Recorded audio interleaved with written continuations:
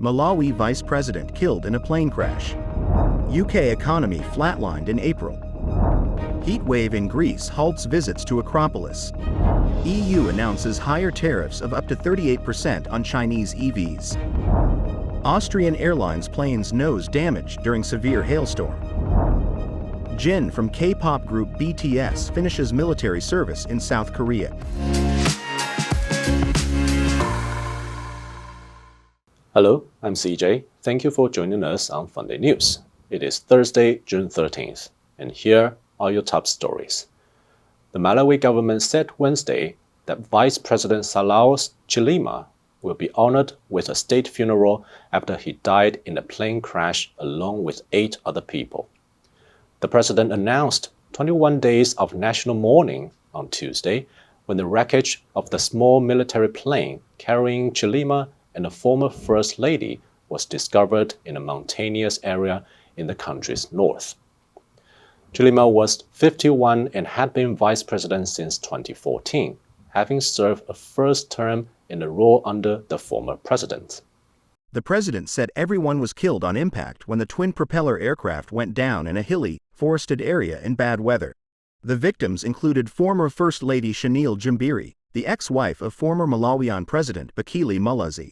6 passengers and 3 military crew members were on board. The plane was on a short flight from the capital, Lilongwe, to the northern city of Mzuzu for the funeral of a former government minister when it went missing Monday morning. The president said air traffic controllers had told the plane not to land in Mzuzu because of bad weather and poor visibility and to return to Lilongwe.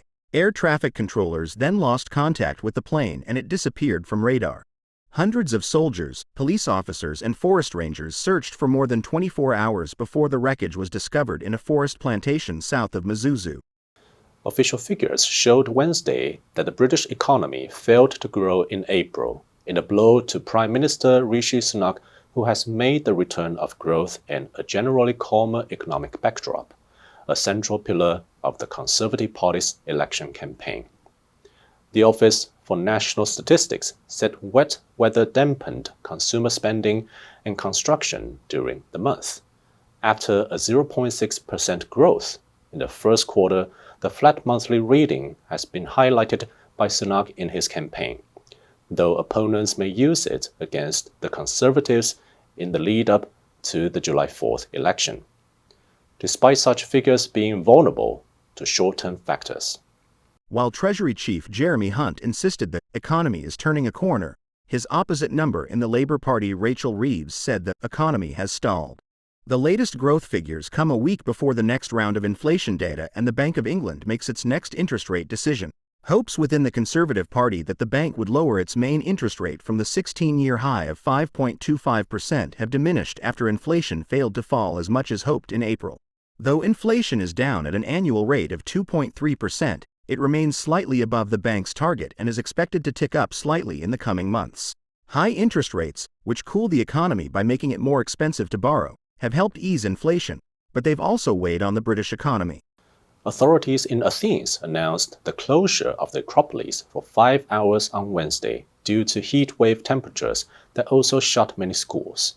The ancient site in the Greek capital, which drew nearly 4 million visitors last year, was closed from midday till 5 p.m., as the temperature was set to reach 39 degrees Celsius. Elementary schools and preschool classes were also cancelled in parts of southern and central Greece, where the temperatures were highest. Visitors have previously complained of overcrowding in 2023. Authorities introduced a daily visitor cap of 20,000 per day and staggered entry times. Conditions worsened in an area north of the capital after a fire at a cookware and food container factory sent clouds of thick black smoke into the sky. Cell phone alerts sent by a government disaster response agency urged residents in the area to remain indoors. In Athens, city authorities announced that garbage collection would also be halted for several hours Wednesday and that 7 air-conditioned spaces would be open to the public. Drones with thermal cameras were being used in Athens to coordinate the public health response. Greece is one of the most climate-impacted countries in Europe. Last year, rising temperatures fueled deadly wildfires and erratic rains caused some of the worst flooding on record. Both damaged crops and livelihoods. La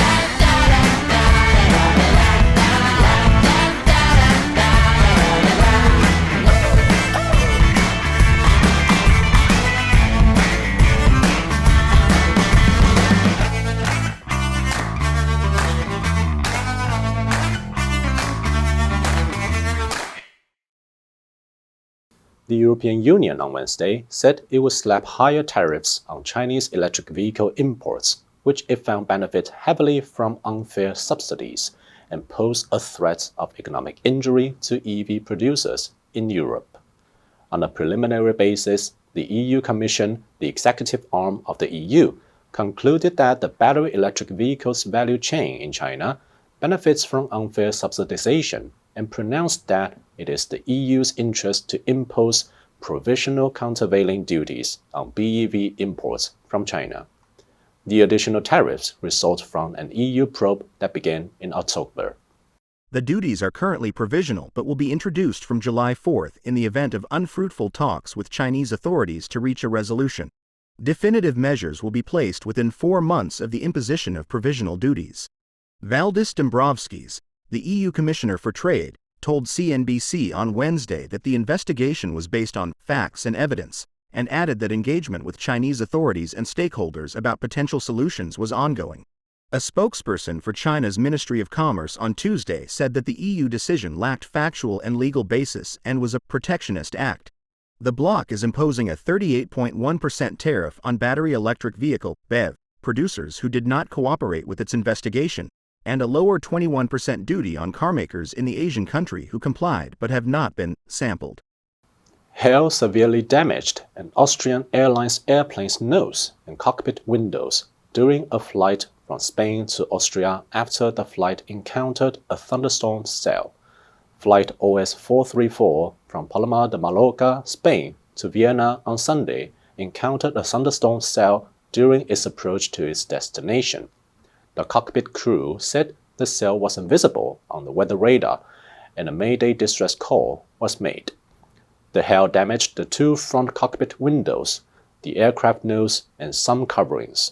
Photos on social media showed severe damage to the front of the plane, with coverings stripped off its nose.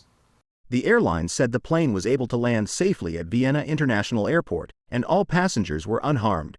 Its technical team is already tasked with assessing the specific damage to the aircraft, an Airbus A320.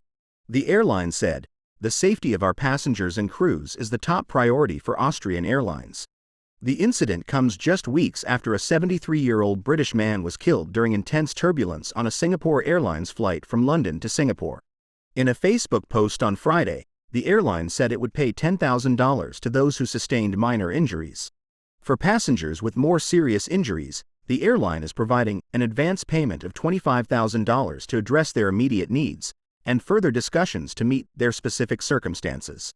K-pop megastar Jin, the oldest member of the boy band BTS, completed his mandatory military service in South Korea on Wednesday, though the last of his bandmates won't be discharged and ready to resume their music careers for at least another year.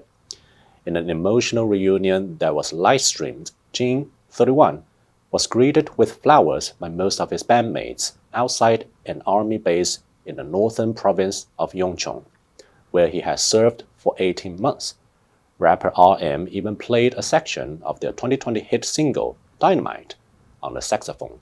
The 7-member supergroup, which debuted in 2013, consists of Jin, Suga, J-Hope, V, Jungkook, and Jimin. By 2017, they had broken into the global music market, spearheading the rise of K-pop in the United States.